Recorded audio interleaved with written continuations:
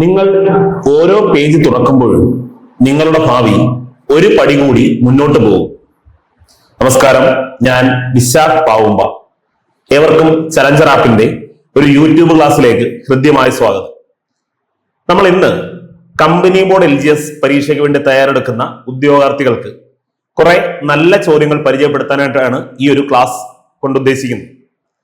മുൻ വർഷങ്ങളിൽ company board LGS അല്ലെങ്കിൽ മറ്റുള്ള 10th ലെവൽ മെയിൻസ് പരീക്ഷകളിൽ ചോദിച്ചിട്ടുള്ള സംഖ്യകളും അടിസ്ഥാന ക്രിയകളും എന്ന ടോപ്പിക്കിലെ ഒരു കുറച്ച് ഭാഗത്തിന്റെ സമഗ്രമായ വിശദീകരണവുമായിട്ടാണ് ഇന്ന് ഞാൻ എത്തിയിരിക്കുന്നത്.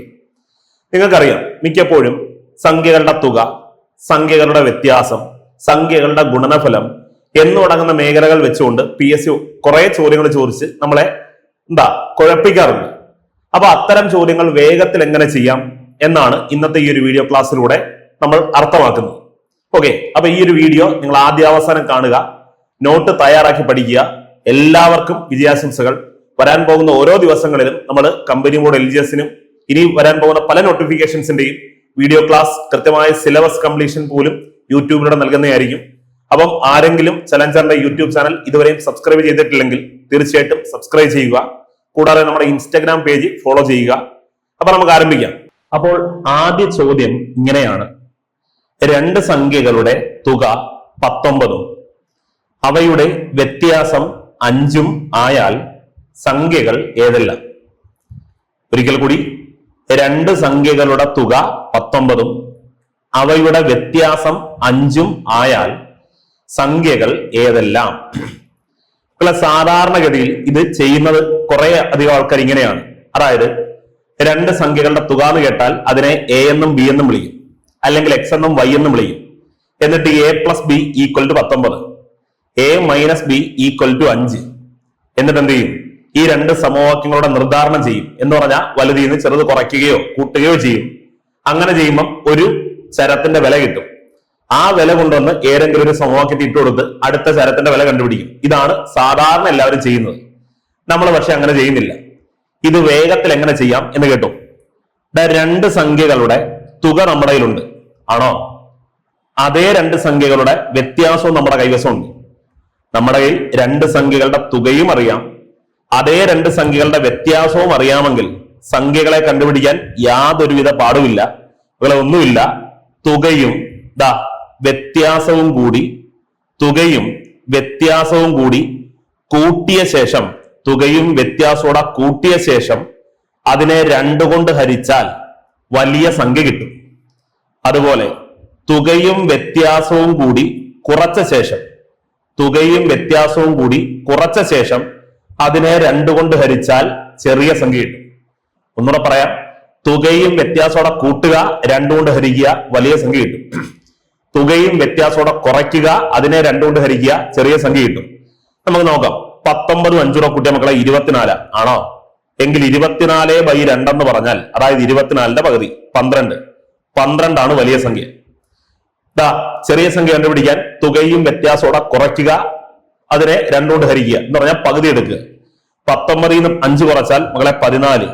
14/2 എന്ന് പറഞ്ഞാൽ 7. ചെറിയ സംഖ്യ 7 എന്ന് കിട്ടും. വലിയ സംഖ്യ 12, ചെറിയ സംഖ്യ 7. ഇത്തരം കാര്യമുള്ളൂ. അല്ലാതെ A + B എന്നോ A - B എന്നോ X + Y എന്നോ ഒന്നും കൊടുക്കാൻ പോണ്ട.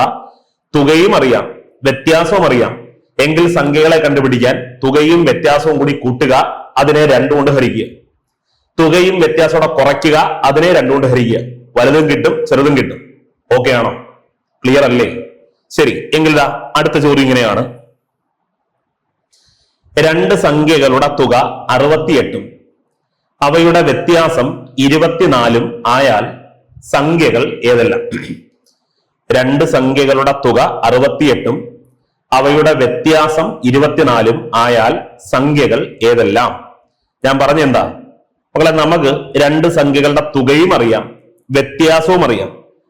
തുക അറിയാം 68, അതുപോലെ വ്യത്യാസം അറിയാം 24.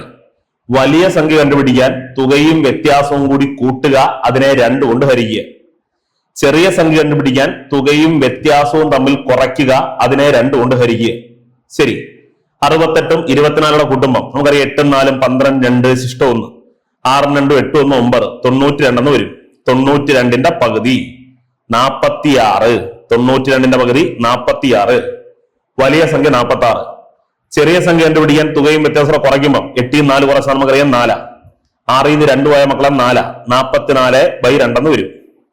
ഓക്കെ, 44ന്റെ പകുതി 22. നമ്മുടെ വലിയ സംഖ്യ 46, ചെറിയ സംഖ്യ 22. ക്ലിയർ ആണോ? മനസ്സിലായി കാണുമെന്ന് കരുതട്ടെ. ഓക്കെ ആണ് മക്കളെ.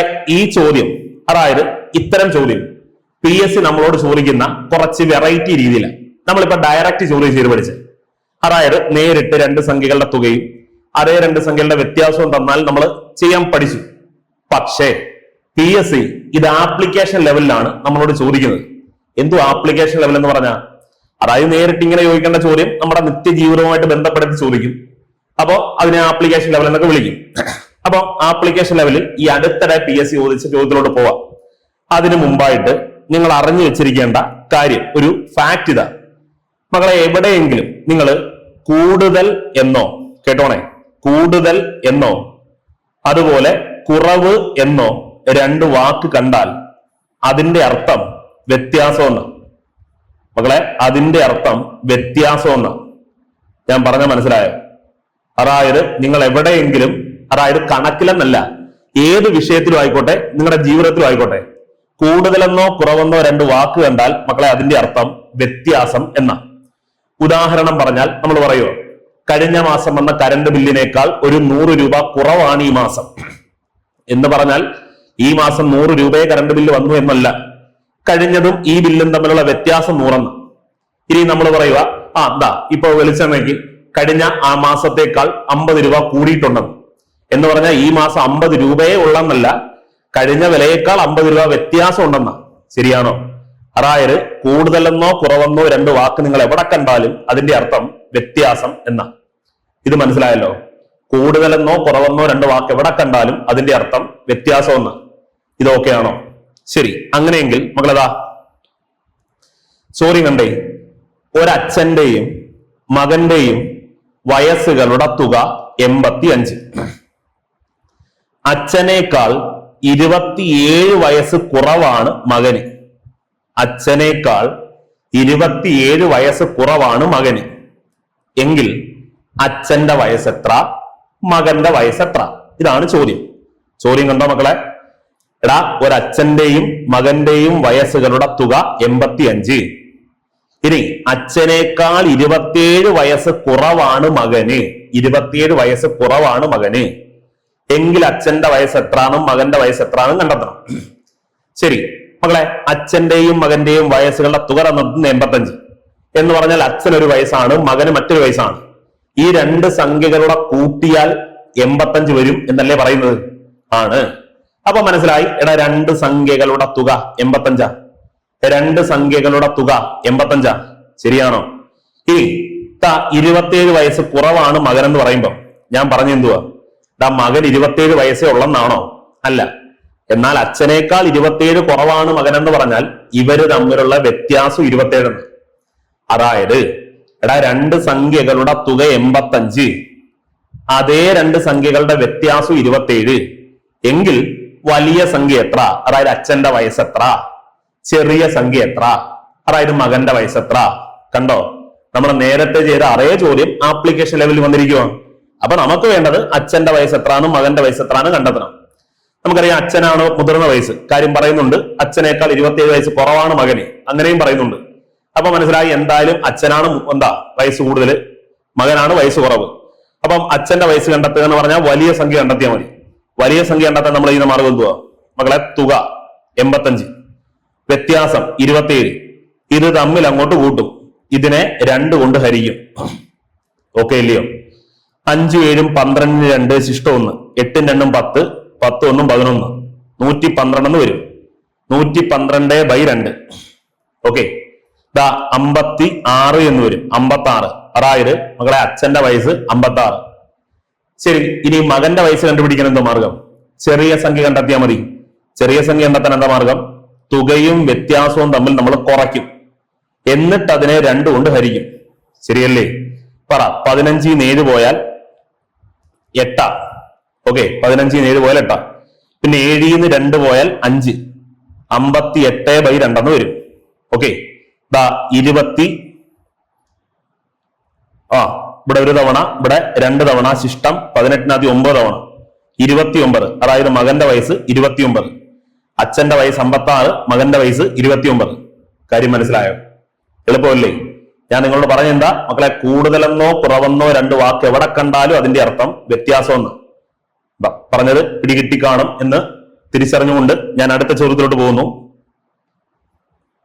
ഈ അടുത്തിടെ നടത്തിയ ഒരു ഡിഗ്രി പ്രിലിംസ് പരീക്ഷയിൽ ഉണ്ടായിരുന്ന ചോദ്യമാണ്.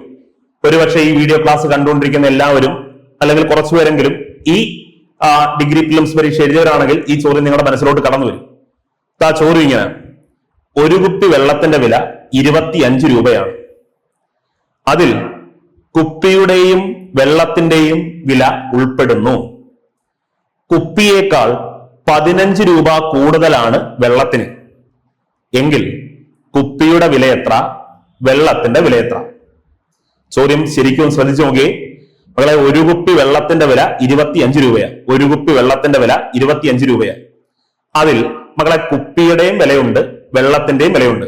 എന്ന് പറഞ്ഞാൽ രണ്ട് സംഖ്യകളുടെയും കൂടെ വില കൂട്ടിയാൽ 25 എന്ന് പറഞ്ഞാൽ രണ്ട് സംഖ്യകളുടെ തുക 25. മകളെ, രണ്ട് സംഖ്യകളുടെ തുക 25. രണ്ട് സംഖ്യകളുടെ തുക 25. ഓക്കെ ആണേ? ഇനി കുപ്പിയേക്കാൾ 15 രൂപ കൂടുതലാണ് വെള്ളത്തിന്. ഞാൻ പറഞ്ഞല്ലോ, കൂടുതലെന്നോ കുറവെന്നോ രണ്ട് വാക്ക് എവിടെ കണ്ടാലും അതിന്റെ അർത്ഥം എന്തുവാ? വ്യത്യാസം എന്നാ. അതായത് കുപ്പിയുടെയും വെള്ളത്തിന്റെയും രണ്ടും രണ്ട് വിലയാണ്. ഇത് രണ്ടും കൂടെ കൂട്ടിയാൽ 25. ഇത് തമ്മിലുള്ള വ്യത്യാസം മക്കളെ 15 ആണ്. എങ്കിൽ കുപ്പിയുടെ വില എത്ര, വെള്ളത്തിന്റെ വില എത്ര എന്നാണ് ചോദ്യം. അതിന് നിങ്ങൾ ആദ്യം പറ, കുപ്പിയാണോ വലിയ വില അതോ വെള്ളമാണോ വലിയ വില? വെള്ളത്തിനാണ് വില കൂടുതൽ. കാര്യം കുപ്പിയേക്കാൾ 15 രൂപ കൂടുതലാണ് വെള്ളത്തിന് എന്ന് പറയുന്നുണ്ട്. അപ്പൊ വെള്ളത്തിനാണ് വില കൂടുതൽ. ശരിയാണോ? അപ്പം വലിയ സംഖ്യ എന്ന് പറയുന്നത് വെള്ളത്തിന്റെ വിലയാണ്, ചെറിയ സംഖ്യ എന്ന് പറയുന്നത് കുപ്പിയുടെ വിലയാണ്. വലിയ സംഖ്യ വെള്ളത്തിന്റെ വില, ചെറിയ സംഖ്യ കുപ്പിയുടെ വില. എങ്കിൽ പറ, വലിയ സംഖ്യ കണ്ടുപിടിക്കാൻ അഥവാ വെള്ളത്തിന്റെ വില കണ്ടുപിടിക്കാൻ തുക 25-ഉം മകളെ വ്യത്യാസം 15-ഉം കൂടി നമ്മൾ കൂട്ടുന്നു. അതിനെ 2 കൊണ്ട് ഹരിക്കുന്നു. ഓക്കെ അല്ലേ? കുപ്പിയുടെ വില കണ്ടുപിടിക്കാൻ മകളെ തുക 25-ഉം വ്യത്യാസം 15-ഉം തമ്മിൽ കുറയ്ക്കുന്നു. അതിനെ 2 കൊണ്ട് ഹരിക്കുന്നു. ക്ലിയർ? 25-ഉം 15-ഉം കൂട്ടിയ മക്കളെ 40. 40ന്റെ പകുതി എന്ന് പറഞ്ഞാൽ 20. 20 രൂപയാണ് വെള്ളത്തിന്റെ വില. ഓക്കെ, കുപ്പിയുടെ വില 25-ഉം 15-ഉം തമ്മിൽ കുറച്ചാൽ മക്കളെ 10 എന്ന് വരും. 10ന്റെ പകുതി എന്ന് പറഞ്ഞാൽ 5. 5 കുപ്പിയുടെ വില. മനസ്സിലായോ? സിമ്പിൾ അല്ലേ? ക്ലിയർ ആയി കാണും എന്ന് കരുതട്ടെ. ഒന്നുമില്ല. അപ്പൊ നമ്മൾ നേരത്തെ പഠിച്ചത് ഏറ്റവും ബേസ് ചോദ്യങ്ങളാ. ആ ബേസ് ചോദ്യങ്ങളുടെ ആപ്ലിക്കേഷൻ ലെവൽ ചോദ്യങ്ങളാണ് ഈ കണ്ടത് രണ്ടും. ക്ലിയർ? മനസ്സിലായി കാണും എന്ന് കരുതിക്കൊണ്ട് അടുത്ത ചോദ്യത്തിലോട്ട് പോട്ടെ. അപ്പൊ ഒന്നുമില്ല, രണ്ട് സംഖ്യകളുടെ തുകയും അതേ രണ്ട് സംഖ്യകളുടെ വ്യത്യാസവും കിട്ടിയാൽ സംഖ്യകൾ ഏതെല്ലാം എന്ന് കണ്ടെത്താൻ തുകയും വ്യത്യാസവും കൂടി കൂട്ടി 2 കൊണ്ട് ഹരിച്ചാൽ വലുതും, തുകയും വ്യത്യാസത്തോടെ കുറച്ചിട്ട് 2 കൊണ്ട് ഹരിച്ചാൽ ചെറുതും കിട്ടും. ക്ലിയർ ആണേ? അടുത്ത ചോദ്യം മറ്റൊരു ടൈപ്പ്. രണ്ട് സംഖ്യകളുടെ തുക 23. രണ്ട് സംഖ്യകളുടെ തുക 23. അവയുടെ ഗുണനഫലം 120 ആയാൽ സംഖ്യകളുടെ വ്യുൽക്രമങ്ങളുടെ തുക എത്ര? വ്യുൽക്രമം. വ്യുൽക്രമം എന്ന് പറഞ്ഞാൽ റെസിപ്രോക്കൽ. കേട്ടോ? മലയാളം അത്ര വശമില്ലാത്ത ആൾക്കാർ ഉണ്ടായിരിക്കും, അതായത് ഇംഗ്ലീഷ് മീഡിയത്തിൽ പഠിച്ചവരുണ്ടായിരിക്കും. ഇതിന്റെ ഇംഗ്ലീഷ് പേരാണ് റെസിപ്രോക്കൽ. കേട്ടോ? റെസിപ്രോക്കൽ കേട്ടിട്ടുണ്ടായിരിക്കും. ശരി, വ്യുൽക്രമം അഥവാ റെസിപ്രോക്കൽ. ഓക്കെ, ശരി. ഒന്നുമില്ല മക്കളെ, രണ്ട് സംഖ്യകളുടെ തുക 23, അവയുടെ ഗുണനഫലം 120 ആയാൽ സംഖ്യകളുടെ വ്യുൽക്രമങ്ങളുടെ തുക എത്ര എന്നാണ് ചോദിക്കുന്നത്. ഞാൻ ആദ്യം കറക്റ്റ് മാർഗം ഒന്ന് ചെയ്ത് കാണിക്കാം. ഇത് കറക്റ്റ് രീതിയിൽ ചെയ്ത് കാണിച്ചിട്ട് രണ്ടാമത് നമ്മൾ ചെയ്യുന്ന എളുപ്പമാർഗം പറഞ്ഞുതരാം. ഒന്നുമില്ല മക്കളെ, രണ്ട് സംഖ്യകളുടെ തുക. അപ്പൊ യഥാർത്ഥത്തിൽ സംഖ്യകളെ എ എന്നും ബി എന്നും വിളിക്കും, അല്ലെങ്കിൽ എക്സ് എന്നും വൈ എന്നും വിളിക്കും. ഓക്കെ, ഇനി അവയുടെ തുക എന്ന് പറയുമ്പോൾ മക്കളെ എ പ്ലസ് ബി എത്ര പറ? 23. ഇനി അവയുടെ ഗുണനഫലം എന്ന് പറഞ്ഞാൽ മക്കളെ എ ഗുണം ബി, അതായത് എ ബി എന്ന് വിളിക്കും. എ ബി 120 ആണെങ്കിൽ വ്യുൽക്രമങ്ങളുടെ സംഖ്യകളുടെ വ്യുൽക്രമങ്ങളുടെ തുകയാണ് വേണ്ടത്. അപ്പൊ സംഖ്യകൾ ഏതൊക്കെയാ മക്കളെ? എയും ബിയും. അവരുടെ വ്യുൽക്രമം എന്ന് പറഞ്ഞാൽ എങ്ങനെ എടുക്കും? ഇവന്മാരുടെ താഴെ ഒരു ഒന്നുണ്ട്, എയുടെയും താഴെ ഒന്നുണ്ട്, ബിയുടെയും താഴെ ഒന്നുണ്ട്. ഇതിനെ നേരെ തിരിച്ചെഴുതിയാണ് മക്കളെ വ്യുൽക്രമം. അപ്പൊ സംഖ്യയുടെ വ്യുൽക്രമങ്ങൾ എടുക്കുമ്പോൾ 1/a എന്ന് വരും. ബിയുടെ വ്യുൽക്രമം എടുക്കുമ്പോൾ 1/b എന്ന് വരും. അതിന്റെ തുക കാണാൻ പറഞ്ഞാൽ രണ്ടും കൂടെ കൂട്ടും. ഓക്കെ ആണോ? ഇനി പറ, നമ്മളിത് കൂട്ടുന്ന എങ്ങനെ? രണ്ട് വ്യത്യസ്ത ഛേദം വരുന്ന ഭിന്നസംഖ്യകളെ കൂട്ടുന്ന എങ്ങനെ? ഛേദത്തെ ഗുണിച്ച്, ഛേദങ്ങൾ പരസ്പരം ഗുണിച്ച് ഛേദമായിട്ട് അങ്ങ് എഴുതും. അപ്പൊ a ഗുണം b ab എന്ന് വരും. താഴെ മുകളിൽ വരച്ച് ഇങ്ങനെ കൂട്ടും, ഇങ്ങനെ ഗുണിക്കും. ഒരു b b പ്ലസ് ഇങ്ങനെ ഗുണിക്കും, ഒരു a. ശരി, മുകളിൽ കിടക്കുന്ന b പ്ലസ് a എനിക്ക് വേണമെങ്കിൽ a പ്ലസ് b എന്ന് പറയാം. തെറ്റ് വല്ലതും ഉണ്ടോ? ഇല്ല. b പ്ലസ് a എന്ന് പറഞ്ഞാൽ a പ്ലസ് b എന്ന് പറഞ്ഞാൽ ഒന്ന് തന്നെ. താഴെ ab ആണോ? എങ്കിൽ ഇതാണ് മക്കളെ അവരുടെ എന്താ വ്യുൽക്രമങ്ങളുടെ തുക. ഇനി പറ, ഇവരുടെ വില നമുക്കറിയത്തില്ലേ? a പ്ലസ് ബിയുടെയും എ ബിയുടെയും വില അറിയത്തില്ലേ? a പ്ലസ് ബിയുടെയും എ ബിയുടെയും വില അറിയാം. എങ്കിൽ എന്ത് വരും? a പ്ലസ് ബിയുടെ സ്ഥാനത്ത്, അതായത് തുക 23 അല്ലേ, ഡിവൈഡഡ് ബൈ എ ബിയുടെ സ്ഥാനത്ത് മക്കളെ, എ ബിയുടെ സ്ഥാനത്ത് 120. ശരിയാണോ? a പ്ലസ് ബിയുടെ വില അറിയാൻ കിടപ്പുണ്ട് 23. അതേപോലെ എ ബിയുടെ വില ഇവിടെ കിടപ്പുണ്ട്. ശരിയാണോ? എങ്കിൽ a പ്ലസ് ബിയുടെ സ്ഥാനത്ത് മുകളിൽ 23, എ ബിയുടെ സ്ഥാനത്ത് താഴെ 120. 23/120. ഇതാണ് ഉത്തരം. പറഞ്ഞത് മനസ്സിലായോ? ഇങ്ങനാണ് ഇത് കൃത്യമായിട്ട് ചെയ്യുന്നത്. പക്ഷേ ഈ കണ്ടുകൊണ്ടിരുന്ന അല്ലെങ്കിൽ അവസാനം വന്നപ്പം ഇപ്പൊ മനസ്സിലായി കാണും എന്താണ് ഷോർട്ട് കട്ട് എന്ന്. പറ. അതെ, അത് തന്നെ. രണ്ട് സംഖ്യകളുടെ തുകയും നമ്മുടെ കയ്യിലുണ്ട്, അതേ രണ്ട് സംഖ്യകളുടെ ഗുണനഫലവും നമ്മുടെ കയ്യിലുണ്ട്. തുകയും ഉണ്ട്, ഗുണനഫലവും ഉണ്ടെങ്കിൽ സംഖ്യകളുടെ വ്യുൽക്രമങ്ങളുടെ തുക കാണാൻ സംഖ്യകളുടെ തുക ബൈ സംഖ്യകളുടെ ഗുണനഫലം. മക്കളെ എന്താ പറ? സംഖ്യകളുടെ തുക ബൈ സംഖ്യകളുടെ ഗുണനഫലം. രണ്ട് സംഖ്യകളുടെ തുകയും അറിയാം, അതേ രണ്ട് സംഖ്യകളുടെ ഗുണനഫലവും അറിയാമെങ്കിൽ സംഖ്യകളുടെ വ്യുൽക്രമങ്ങളുടെ തുക കാണാൻ സംഖ്യകളുടെ തുക ബൈ സംഖ്യകളുടെ ഗുണനഫലം. തുക ബൈ ഗുണനഫലം. ഓക്കെ ആണോ? എങ്കിൽ കണ്ണു അടച്ചുകൊണ്ട് പറ, ഇവിടുത്തെ തുക എത്ര? 23 ഡിവൈഡഡ് ബൈ ഗുണനഫലം എത്ര? 120. ഇതാണ് നമ്മുടെ ഉത്തരം. ക്ലിയർ ആണോ? നമുക്ക് അടുത്ത ചോദ്യം പരിശോധിക്കാം. വരും. രണ്ട് സംഖ്യകളുടെ തുക 10 അവയുടെ ഗുണനഫലം 21 ആയാൽ സംഖ്യകളുടെ വ്യുൽക്രമങ്ങളുടെ തുക എത്ര? ഒരിക്കൽ കൂടി, രണ്ട് സംഖ്യകളുടെ തുക 10 അവയുടെ ഗുണനഫലം 21 ആയാൽ സംഖ്യകളുടെ വ്യുൽക്രമങ്ങളുടെ തുക എത്ര? മക്കളെ ഒന്നുമില്ല, നമ്മൾ അങ്ങോട്ട് പഠിച്ചെന്തോ? രണ്ട് സംഖ്യകളുടെ തുകയും അതേ രണ്ട് സംഖ്യകളുടെ ഗുണനഫലവും അറിയാമെങ്കിൽ സംഖ്യകളുടെ വ്യുൽക്രമങ്ങളുടെ തുക കണ്ടുപിടിക്കാൻ യഥാർത്ഥ മാർഗമൊക്കെ ഞാൻ കാണിച്ചു ഒന്നും മനസ്സിലായിട്ടുണ്ടാവുമെന്ന് കരുതുന്നു. നമ്മൾ ചെയ്യുന്ന ട്രിക്കിയായ മെത്തേഡ് തുക ബൈ ഗുണനഫലം. നമ്മുടെ ഉത്തരം എപ്പോഴും ഇത് തന്നെ വരൂ. തുക ബൈ ഗുണനഫലം. എങ്കിൽ തുക മക്കളെ 10. 10 ബൈ ഗുണനഫലം 21. 10/21. വെട്ടാൻ സംഖ്യ ഒന്നുമില്ല. നമ്മുടെ ഉത്തരം 10/21. ക്ലിയർ ആണോ? മനസ്സിലായിട്ടുണ്ടാകും എന്ന് കരുതട്ടെ. തുക ബൈ ഗുണനഫലം. ക്ലിയർ? ശരിതാ, അടുത്ത ചോദ്യം. രണ്ട് സംഖ്യകളുടെ തുക 20 അവയുടെ ഗുണനഫലം 51 ആയാൽ സംഖ്യകളുടെ വ്യുൽക്രമങ്ങളുടെ തുക എത്ര? രണ്ട് സംഖ്യകളുടെ തുക അറിയാം, ഗുണനഫലവും അറിയാം. എങ്കിൽ ആ സംഖ്യകളുടെ വ്യുൽക്രമങ്ങളുടെ തുക കണ്ടുപിടിക്കണം. നമുക്കറിയാം തുക നമ്മുടെ കയ്യിലുണ്ട്, ഗുണനഫലവും നമ്മുടെ കയ്യിലുണ്ട്. തുകയും ഗുണനഫലവും ഉള്ള പക്ഷം നമ്മൾ വ്യുൽക്രമങ്ങളുടെ തുക കണ്ടുപിടിക്കാൻ എന്താ ചെയ്യുന്നത്? തുക ബൈ ഗുണനഫലം. തുക 20 ബൈ ഗുണനഫലം 51. 20/51 ആണ് നമ്മുടെ ശരി ഉത്തരം. അതിനെ വെട്ടാൻ സംഖ്യ ഒന്നുമില്ല. അപ്പോൾ നമ്മുടെ ഉത്തരം 20/51. ക്ലിയർ ആണോ? പക്കയായിട്ട് മനസ്സിലായിട്ടുണ്ടാകും എന്ന് കരുതട്ടെ. നമുക്ക് വീണ്ടും മുന്നോട്ട് പോകാം. ശരിതാ, മറ്റൊരു ടൈപ്പ് ചോദ്യത്തിലോട്ട് കിടക്കുന്നു. നല്ല ചോദ്യവും. ഇവിടെ രണ്ട് സംഖ്യകളുടെ തുക 27, അവയുടെ ഗുണനഫലം 180 ആയാൽ സംഖ്യകൾ തമ്മിലുള്ള വ്യത്യാസം എത്ര എന്നാണ് ചോദ്യം. ഒന്നുകൂടെ പറയാം.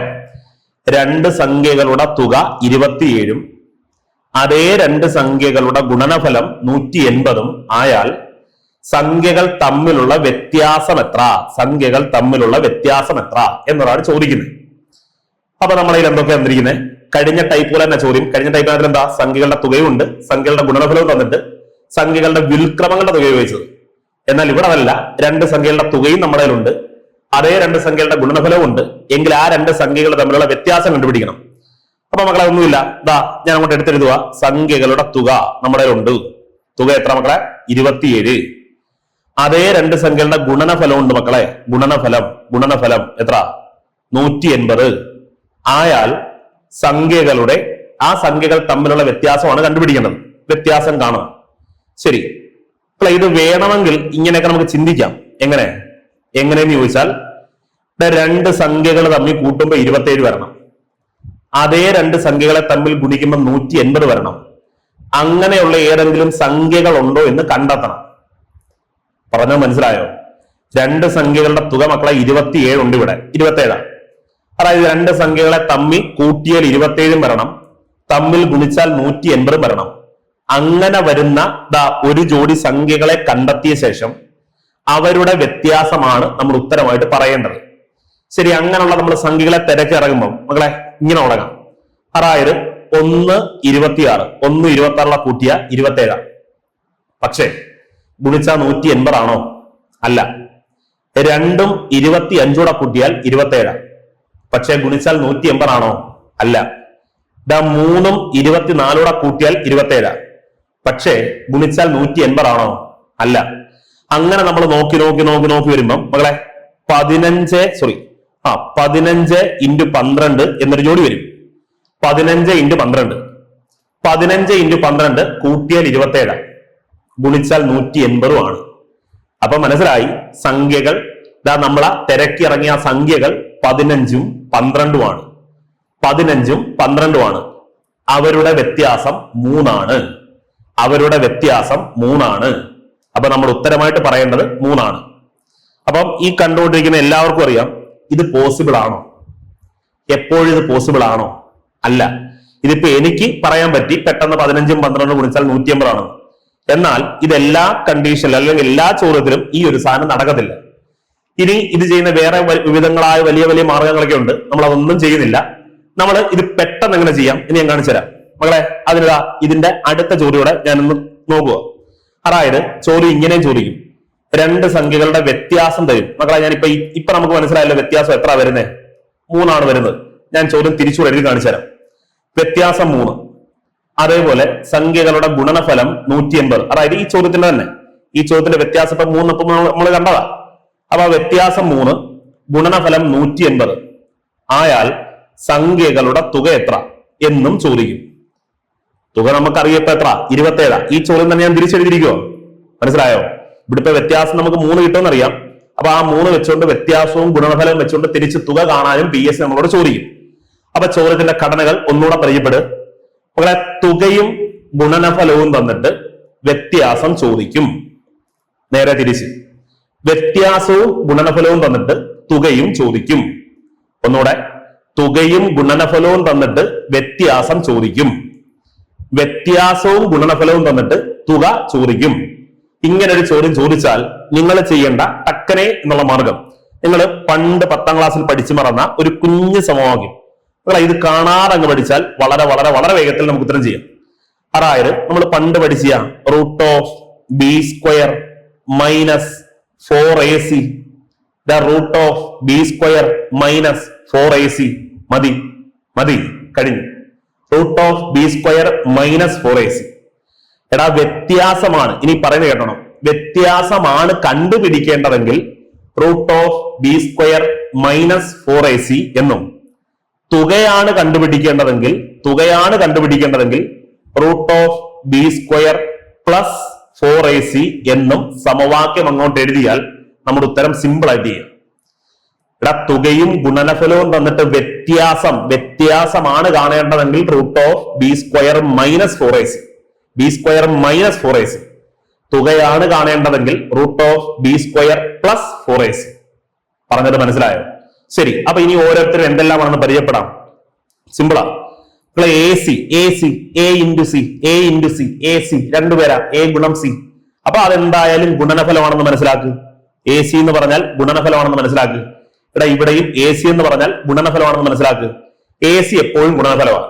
അപ്പൊ പിന്നെ മക്കളെ b എന്തായിരിക്കും?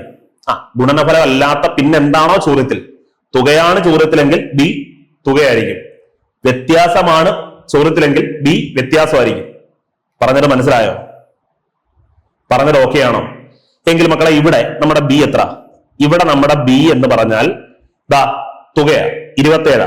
അവർ 27ന്റെ സ്ക്വയർ മൈനസ് 4 ഗുണം നമ്മുടെ AC അഥവാ ഗുണനഫലം 180. നോക്കാം. 27ന്റെ സ്ക്വയർ എന്ന് പറഞ്ഞാൽ മക്കളെ 729 മൈനസ് 4 ഗുണം 180. നമുക്കറിയാം 18 4 72. അപ്പൊ 720 അല്ലേ? √729 മൈനസ് 720. 729 720 കുറച്ചാൽ 9. √9 എന്ന് പറഞ്ഞാൽ 3. ശരിയാണോ? √9 എന്ന് പറഞ്ഞാൽ അറിയാം 3. പറഞ്ഞിട്ട് പിടികിട്ടിയോ? ഒന്നുമില്ല. നമുക്ക് കിട്ടി ഉത്തരം 3. ഞാൻ നേരത്തെ എഴുതി കാണിച്ച ജോഡി വെച്ച് നോക്കിയാൽ നമുക്ക് മനസ്സിലായി 3. തുകയും വ്യത്യാസവും തന്നിട്ട് തുകയും ഗുണനഫലവും തന്നിട്ട് വ്യത്യാസം ചോദിച്ചാൽ √b² മൈനസ് 4ac. ഈ ചോദ്യം തിരിച്ചൊന്ന് ചെയ്ത് നോക്കാം. വ്യത്യാസവും ഗുണനഫലവും നമുക്കറിയാം എങ്കിൽ തുക തിരിച്ച് 27 കിട്ടുന്നുണ്ടോ നോക്കാം.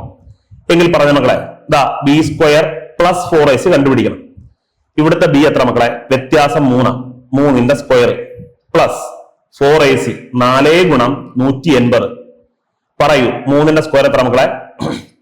9 പ്ലസ് 18 ഗുണം 4 എന്ന് പറഞ്ഞാൽ 72 720. നമുക്കറിയാം 720 9 കൂട്ടിയാൽ 729. √729 എന്ന് പറഞ്ഞാൽ 27. നമുക്ക് കിട്ടി നമ്മുടെ തുക 27. എളുപ്പമല്ലേ? ആണ്. അപ്പൊ ഇത്തരം കുറെ ചോദ്യങ്ങളൊന്ന് പരിചയപ്പെട്ടാലോ? നോക്ക്. 2 സംഖ്യകളുടെ തുക 32, അവയുടെ ഗുണനഫലം 252 എങ്കിൽ ആ സംഖ്യകൾ തമ്മിലുള്ള വ്യത്യാസം എത്ര എന്നാണ് ചോദ്യം. ഒന്നുകൂടെ. 2 സംഖ്യകളുടെ തുക 32, അതേ 2 സംഖ്യകളുടെ ഗുണനഫലം 252 എങ്കിൽ സംഖ്യകൾ തമ്മിലുള്ള വ്യത്യാസം എത്ര എന്നാണ് ചോദിക്കുന്നത് അല്ലേ? ശരി, ഞാൻ പറഞ്ഞല്ലോ തുകയും ഗുണനഫലവും തന്നിട്ട് വ്യത്യാസം ചോദിച്ചാൽ നമ്മൾ എന്ത് ചെയ്യും? തുകയും ഗുണനഫലവും തന്നിട്ട് വ്യത്യാസം ചോദിച്ചാൽ ഏത് സമവാക്യം എഴുതും? അതെ, √b² minus 4ac. √b² minus 4ac എങ്കിൽ പറ, ഇവിടുത്തെ b എന്ന് പറഞ്ഞാൽ തുകയാ. തുക 32. 32ന്റെ സ്ക്വയർ മൈനസ് 4 ഗുണം 252. ഓക്കെ ആണോ? 32ന്റെ സ്ക്വയർ എടുക്കുമ്പോൾ മക്കളെ 1024. ഓക്കെ. മൈനസ് 4 ഗുണം 252 ചെയ്യുമ്പം 254 എന്ന് പറഞ്ഞാൽ 1000 ആണ്. 1008 എന്ന് വരും. 1008 അല്ലേ? ശരി, √1024 മൈനസ് 1008. 1024 1008 കുറച്ചാൽ 16 എന്ന് വരും. √16. √16 എന്ന് പറഞ്ഞാൽ മക്കളെ 4. അതായത് ആ 2 സംഖ്യകൾ തമ്മിലുള്ള വ്യത്യാസം 4 കിട്ടും. പറഞ്ഞത് മനസ്സിലായോ? ആ 2 സംഖ്യകൾ തമ്മിലുള്ള വ്യത്യാസം മക്കളെ 4. ശരി, അപ്പൊ നമ്മൾ വ്യത്യാസം കണ്ടുപിടിക്കാൻ നമ്മൾ ഏത് മാർഗം സ്വീകരിക്കും? പറ. √b² minus 4ac. പറ, √b² മൈനസ് 4ac. അങ്ങനെയെങ്കിൽ ഞാനൊരു കാര്യം ചോദിച്ചോട്ടെ. എങ്കിൽ ഏതെല്ലാമാണ് ഈ സംഖ്യകൾ എന്നൊന്ന് കണ്ടുപിടിക്കാൻ പറ്റുമോ? പറ്റും. കാരണം നമ്മൾ ഇന്ന് ഏറ്റവും ആദ്യം പഠിച്ചതാണ് മക്കളെ, തുകയും വ്യത്യാസവും കിട്ടിയാൽ ഏതെല്ലാമാണ് ആ സംഖ്യകൾ എന്ന് കണ്ടുപിടിക്കാൻ നമ്മൾ പഠിച്ചതല്ലേ? ആണ്. തുകയും വ്യത്യാസവും കിട്ടിയാൽ ഏതെല്ലാമാണ് ആ സംഖ്യകൾ എന്ന് കണ്ടുപിടിക്കാൻ നമ്മൾ പഠിച്ചതാണ്. എടാ, തുക അവരുടെ ചോദ്യത്തിൽ പറയുന്നുണ്ട്. എത്ര തുക? എത്ര തുക? 32 ആണോ? വ്യത്യാസം ഇപ്പൊ നമ്മൾ ചെയ്തങ്ങോട്ട് എടുത്ത് മക്കളെ, വ്യത്യാസം ഇപ്പൊ നമ്മൾ ചെയ്തങ്ങോട്ട് കണ്ടുപിടിച്ച് എത്ര? 4 എന്ന്. ഇനി പറ, സംഖ്യകളെ കണ്ടുപിടിക്കാൻ പറ്റത്തില്ലേ? പറ്റും. പറ്റും. എങ്ങനാ? പറ. തുക 32ഉം വ്യത്യാസം 4 കൂടെ കൂട്ടുക, അതിന്റെ പകുതി എടുക്കുക എന്ന് പറഞ്ഞാൽ 2 കൊണ്ട് ഹരിക്കുക, വലിയ സംഖ്യ കിട്ടും. 32ഉം 4ഉം തമ്മിൽ കുറയ്ക്കുക, അതിനെ 2 കൊണ്ട് ഹരിക്കുക. 32ഉം 4 കൂടെ കൂട്ടിയ 36, 36ന്റെ പകുതി 18. 32ൽ 4 കുറച്ചാൽ 28, 28ന്റെ പകുതി 14. മക്കളെ 18ഉം 14ഉമാണ് ഈ ചോദ്യത്തിന് ആസ്പദമായ സംഖ്യകൾ. പിടികിട്ടിയ? 18ഉം 14. നിങ്ങൾ കൂട്ടി നോക്കിക്കും. 18ഉം 14 കൂട്ടിയാൽ 32 വരും. 18ഉം 14 ഗുണിച്ചാൽ 252 വരും. മനസ്സിലായോ? ഇതാണ് ആ സംഖ്യകൾ. അപ്പൊ സംഖ്യകളെ കാണാൻ പറഞ്ഞാൽ ആദ്യം നമ്മൾ എന്ത് കണ്ടുപിടിക്കണം? തുകയും വ്യത്യാസവും തുകയും ഗുണനഫലവും വെച്ചുകൊണ്ട് ആദ്യം വ്യത്യാസം കണ്ടെത്തണം. ആദ്യം വ്യത്യാസം കണ്ടെത്തിയാൽ ആ സംഖ്യകൾ ഏതാണെന്ന് കണ്ടെത്താൻ വളരെ എളുപ്പമാണ്. പിടികിട്ടിയോ? മനസ്സിലായോ? ശരിതാ, കൂടുതൽ ചോദ്യങ്ങൾ ചെയ്തു നോക്കാം. 2 സംഖ്യകളുടെ തുക 15, അവയുടെ ഗുണനഫലം 54 ആയാൽ ആ സംഖ്യകൾ ഏതെല്ലാം എന്ന് വരെ കണ്ടെത്തണം. ശരി, തുടങ്ങാം. 2 സംഖ്യകളുടെ തുക അറിയാം മക്കളെ, ഗുണനഫലവും അറിയാം. എങ്കിൽ ആ 2 സംഖ്യകൾ തമ്മിലുള്ള വ്യത്യാസം കണ്ടെത്താമോ? ആദ്യം കണ്ടെത്താം. ആ 2 സംഖ്യകൾ തമ്മിലുള്ള വ്യത്യാസം കണ്ടെത്താൻ എന്ത് ചെയ്താൽ മതി? √b² minus 4ac. √b² minus 4ac. എങ്കിൽ പറ മക്കളെ, ബിയുടെ സ്ഥാനത്ത് ഇപ്പൊ ആര് വരും? 15. ശരിയാണോ? തുക 15. 15ന്റെ സ്ക്വയർ മൈനസ് 4 ഗുണം ac എന്ന് പറഞ്ഞാൽ എന്തായാലും ഗുണനഫലമാണ്. അപ്പൊ 4 ഗുണം 54 എന്ന് വരും. ഓക്കെ, ശരി. അപ്പൊ 15ന്റെ സ്ക്വയർ എടുക്കുമ്പോൾ മക്കളെ 225 മൈനസ് 50 4 100, 116 എന്ന് വരും അല്ലേ? 116. ഓക്കെ ആണോ? 216. 50 4 200 ആണ്. 216 എന്ന് വരും. ഓക്കെ, √225 മൈനസ് 216 എന്ന് പറഞ്ഞാൽ മക്കളെ 9 വരും. 225 216 കുറച്ചാൽ 9. √9 എന്ന് പറഞ്ഞാൽ മക്കളെ 3 അല്ലേ? ആണ്. √9 എന്ന് പറഞ്ഞാൽ 3 ആണ്. പിടികിട്ടിയ? എങ്കിൽ ആ 2 സംഖ്യകൾ തമ്മിലുള്ള വ്യത്യാസം എത്ര? 3. ആ 2 സംഖ്യകൾ തമ്മിലുള്ള വ്യത്യാസം 3. ഇനി പറ, ആ 2 സംഖ്യകളുടെ തുക നമ്മുടെ കൈവശമുണ്ട് മക്കളെ 15. ഇപ്പോൾ ആ 2 സംഖ്യകളുടെ വ്യത്യാസം നമ്മുടെ പക്കലുണ്ട്. എത്ര? പറ. 3. എങ്കിൽ ആ സംഖ്യകളെ കാണാൻ പറ്റത്തില്ലേ? പറ്റും. പറ്റും. എന്ത് ചെയ്താൽ മതി? പറ. തുക 15, വ്യത്യാസം 3. ഇത് 2 കൂടെ കൂട്ടുക, 2 കൊണ്ട് ഹരിക്കുക. ഇനി 15ഉം 3ഉം തമ്മിൽ കുറയ്ക്കുക, 2 കൊണ്ട് ഹരിക്കുക. 15 3ഉം 18, 18ന്റെ പകുതി മക്കളെ 9. 15ന് 3 കുറച്ചാൽ 12, 12ന്റെ പകുതി 6. 9 6 ആ സംഖ്യകൾ. ശരിയാണോ? നോക്ക്. 9 6 കൂട്ട് 15 വരുന്നില്ലേ? വരുന്നുണ്ട്. 9 6 ഗുണിക്ക് ഗുണനഫലം 54 വരുന്നില്ലേ? വരുന്നുണ്ട്. 9 6 കുറയ്ക്ക് വ്യത്യാസം 3 വരുന്നില്ലേ? വരുന്നുണ്ട്. എടാ, നമ്മൾ ചെയ്ത മാർഗം പെർഫെക്റ്റ് ഓക്കെ ആണ്. പിടികിട്ടിയ? മനസ്സിലായി കാണും എന്ന് കരുതട്ടെ. ശരി, വീണ്ടും മുന്നോട്ട് പോകുമ്പോൾ ചോദ്യം നേരെ തിരിയുന്നു. 2 സംഖ്യകളുടെ വ്യത്യാസം 9ഉം അവയുടെ ഗുണനഫലം 52ഉം ആയാൽ സംഖ്യകളുടെ തുക എത്ര? ചോദ്യം നേരെ തിരിച്ച്. 2 സംഖ്യകളുടെ വ്യത്യാസം തന്നിട്ടുണ്ട്, ഗുണനഫലം തന്നിട്ടുണ്ട്, ആയാൽ സംഖ്യകളുടെ തുക എത്ര എന്നതാണ് ചോദ്യം. തുകയാണ് ചോദിക്കുന്നത്. ഞാൻ പറഞ്ഞു എന്തുവാ മക്കളെ, വ്യത്യാസമാണ് ചോദിക്കുന്നതെങ്കിൽ നമ്മൾ ഏത് സമവാക്യം എഴുതും? √b² minus 4ac. തുകയാണ് ചോദിക്കുന്നതെങ്കിൽ √b² പ്ലസ് 4ac. കഴിഞ്ഞു. ശരി, ഒന്നുമില്ല. എങ്കിൽ പറ, ഇവിടുത്തെ ബി എത്ര മക്കളെ? ഇവിടുത്തെ ബി ac എന്തായാലും ഗുണനഫലമാണ്. ac a into C. അപ്പൊ അതെപ്പോഴും ഗുണനഫലമാണ്. അപ്പൊ ഇപ്പുറത്തെ ബി എന്ന് പറഞ്ഞാൽ തുകയാണ് തന്നെങ്കിൽ തുകയായിരിക്കും ബി, വ്യത്യാസമാണ് തരുന്നതെങ്കിൽ വ്യത്യാസമായിരിക്കും ബി. ഇവിടെ തന്നിരിക്കുന്ന വ്യത്യാസമാണ്. എങ്കിൽ പറ മക്കളെ, വ്യത്യാസം 3, 3ന്റെ സ്ക്വയർ പ്ലസ് 4 ഗുണം ac എന്ന് പറഞ്ഞാൽ 88. പറയൂ, 3ന്റെ സ്ക്വയർ എന്ന് പറഞ്ഞാൽ 9 ആണ്. 9 പ്ലസ് 88 ഇൻറ്റു 4 ചെയ്യണം. 8 4 32 2 ശിഷ്ടം 3 വീണ്ടും 32 3 35 352 വരും. ശരി, 352 9 കൂട്ടിയാൽ 361. റൂട്ട് 361 എന്ന് പറഞ്ഞാൽ അത് 19 ആണ്. 19 എങ്കിൽ ആ രണ്ട് സംഖ്യകളുടെ തുക 19. ആ രണ്ട് സംഖ്യകളുടെ തുക 19. ഓക്കെ ആണോ? ആ രണ്ട് സംഖ്യകളുടെ തുക മക്കളെ 19 ആണ്.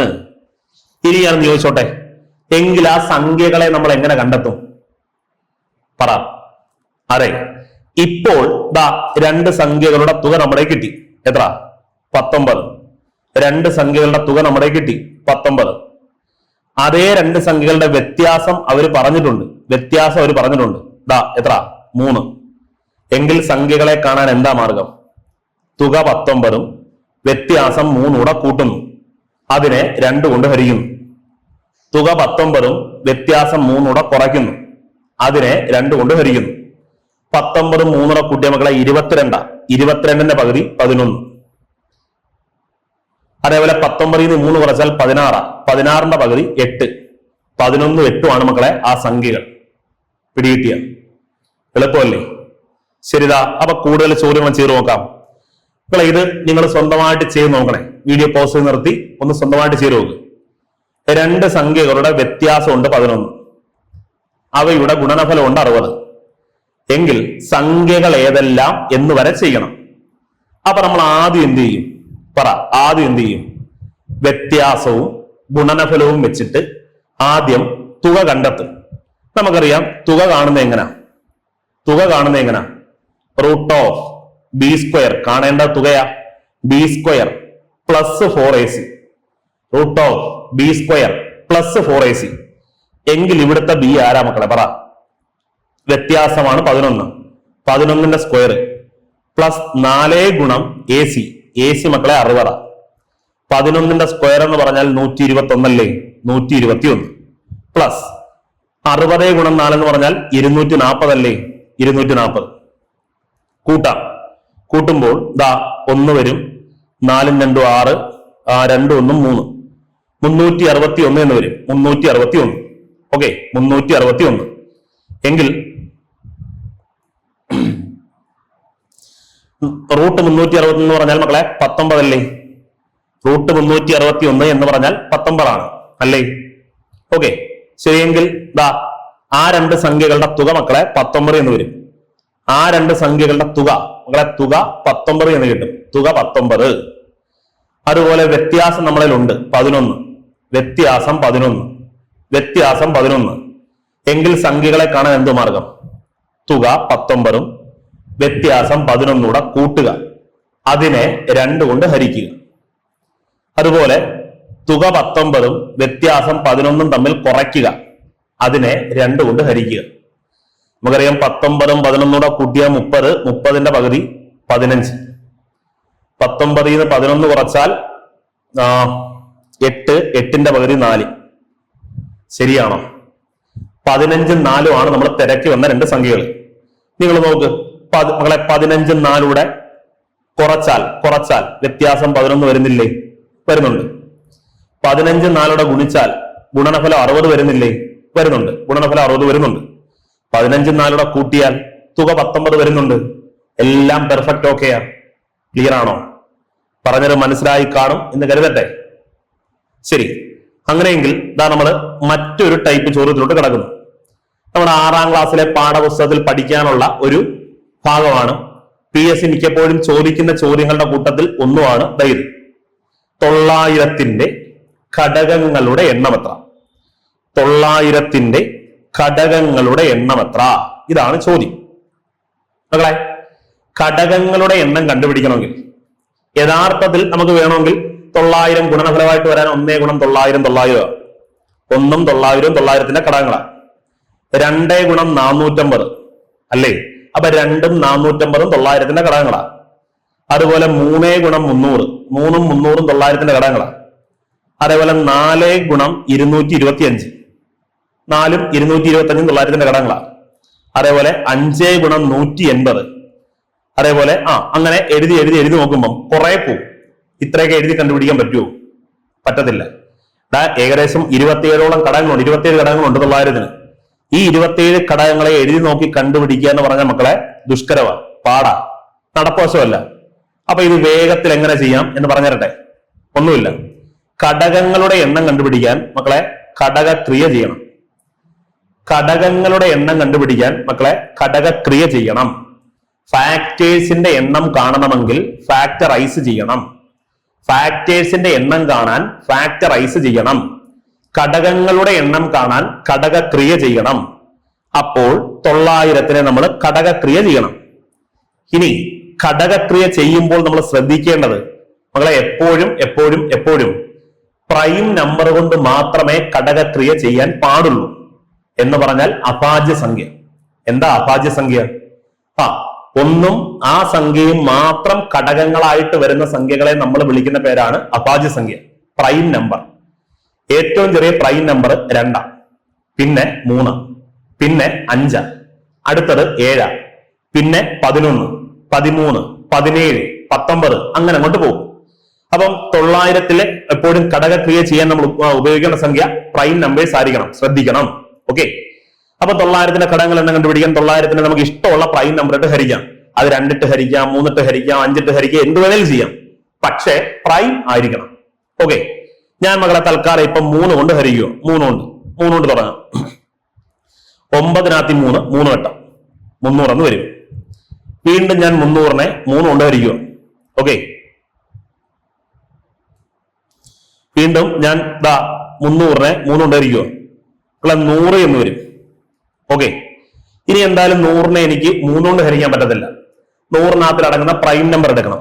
2 കൊണ്ട് ഹരിക്കാം, 2 കൊണ്ട് 50 വട്ടം. വീണ്ടും ഞാൻ 2 കൊണ്ട് ഹരിക്കുക, 2 കൊണ്ട് 25 വട്ടം.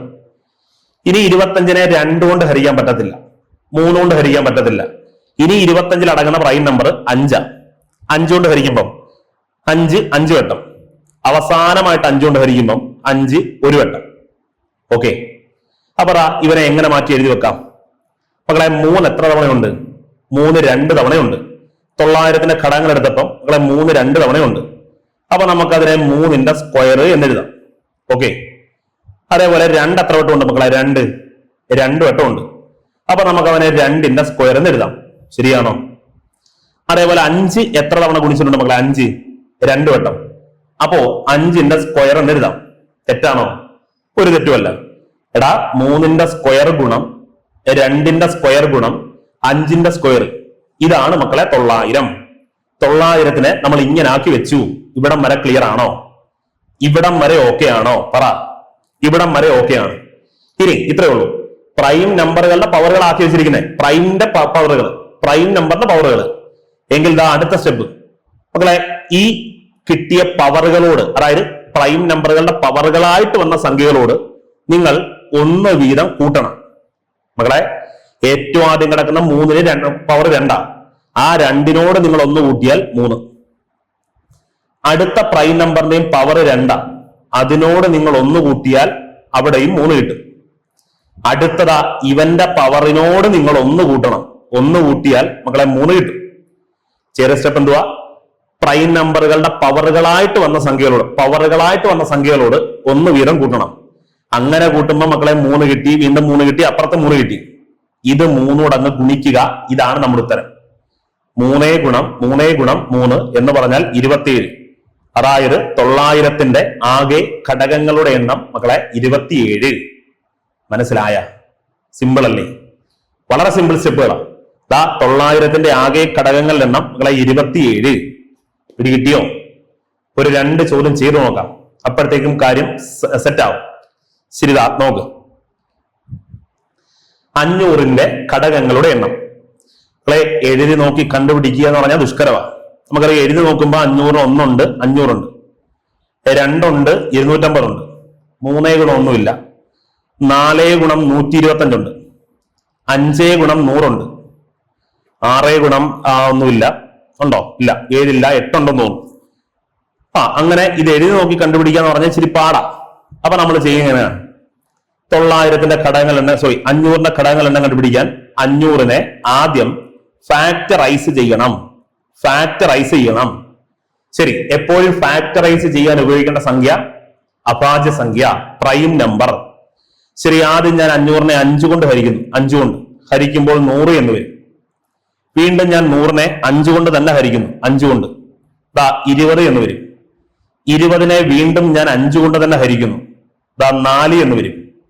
4നെ ഇനി എന്തായാലും 5 കൊണ്ട് ഹരിക്കാൻ പറ്റത്തില്ല, 3 കൊണ്ട് പറ്റത്തില്ല, 2 കൊണ്ടേ പറ്റത്തുള്ളൂ. 2 കൊണ്ട് ഹരിക്കുന്നു. 2 എന്ന് വരും. 2നെ വീണ്ടും ഞാൻ 2 കൊണ്ട് ഹരിക്കുന്നു. 1 എന്ന് വരും. ഓക്കെ ആണോ? ഞാൻ ഫാക്ടറൈസ് ചെയ്തു. അടുത്ത സ്റ്റെപ്പ് എന്തുവാ? 5 എന്ന സംഖ്യ എത്ര വട്ടം മക്കളെ? 5 1 2 3 എത്ര വട്ടം? 3 വട്ടം. അപ്പൊ 5ന്റെ ക്യൂബ് എന്ന് എഴുതാം. അടുത്ത 2 എന്ന പ്രൈം നമ്പർ എത്ര വട്ടം? 1 2 2 വട്ടം. 2ന്റെ സ്ക്വയർ എന്ന് എഴുതാം. വേറെ പ്രൈം നമ്പർ ഒന്നും കാണുന്നില്ലല്ലോ, 5ഉം 2ഉം മാത്രമേ കാണുന്നുള്ളൂ. അപ്പൊ 5ന്റെ ക്യൂബ് ഗുണം 2ന്റെ സ്ക്വയർ ആണ് നമ്മുടെ 500. 5ന്റെ ക്യൂബ് എത്ര മക്കളെ? 125. 2ന്റെ സ്ക്വയർ എത്ര? 4. 4 × 125 500 അല്ലേ? ആണ്. അപ്പൊ ഈ കാണുന്ന ഇത് ഗുണിച്ചാൽ 500 കിട്ടും. ആ 500നെയാണ് നമ്മൾ ഇങ്ങനെ ആക്കി വെച്ചിരിക്കുന്നത്. ഓക്കെ, ഇനി നമ്മൾ അടുത്ത സ്റ്റെപ്പ് എന്തുവാ? ഈ കിടക്കുന്ന പവറുകളോട് നിങ്ങൾ 1 വീതം കൂട്ടണം.